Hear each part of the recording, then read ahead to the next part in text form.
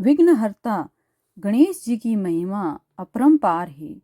आज हम आपको सुनाते हैं गणेश संकष्टी चतुर्थी की पावन कथा, जिसे सुनने मात्र से ही संकट दूर होते हैं।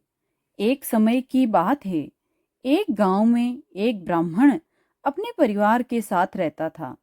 उसकी पत्नी बहुत धर्मपरायण थी। वह हर माह संकट चौथ का व्रत करती और भगवान गणेश जी की पूजा करती। लेकिन उसका बेटा बहुत छोटा था। एक दिन व्रत के दिन उसकी माँ पूजा में व्यस्त थी और बेटे को भूख लगने लगी। वह बार बार रसोई में जाकर खाने की जिद करने लगा।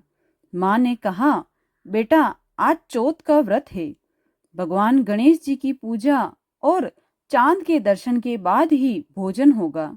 बेटा रूठ गया और गांव के बाहर चला गया। रास्ते में उसे एक सुंदर बगीचा दिखा। वहां बहुत से फल लगे थे।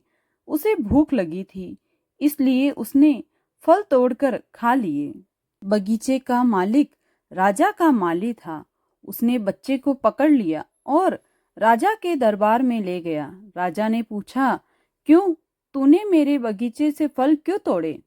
बच्चे ने सच सच बता दिया, महाराज, मेरी माँ संकट चौथ का व्रत कर रही थी। मुझे भूख लगी थी, इसलिए मैंने फल तोड़े। राजा को विश्वास नहीं हुआ। उसने दंड स्वरूप उस बालक को जेल में डालने का आदेश दे दिया।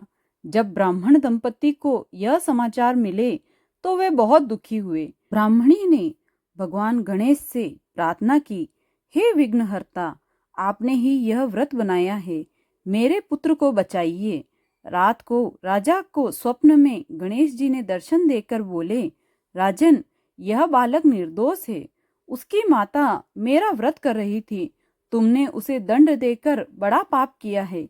यदि तुमने तुरंत उसे मुक्त न किया तो तुम्हारे राज्य में अनर्थ होगा। सुबह होते ही राजा ने तुरंत उस बालक को मुक्त कर दिया और ब्राह्मण परिवार से क्षमा मांगी। उस दिन से राजा स्वयं भी संकट चौथ का व्रत करने लगे। जो भी श्रद्धा से संकट चौथ का व्रत करता है और रात्रि में चंद्रमा का दर्शन कर गणेश जी की पूजा करता है, उसके सभी संकट दूर हो जाते हैं। यह व्रत संतान सुख, समृद्धि और संकटों से मुक्ति देने वाला है। गणपति बप्पा मोरया।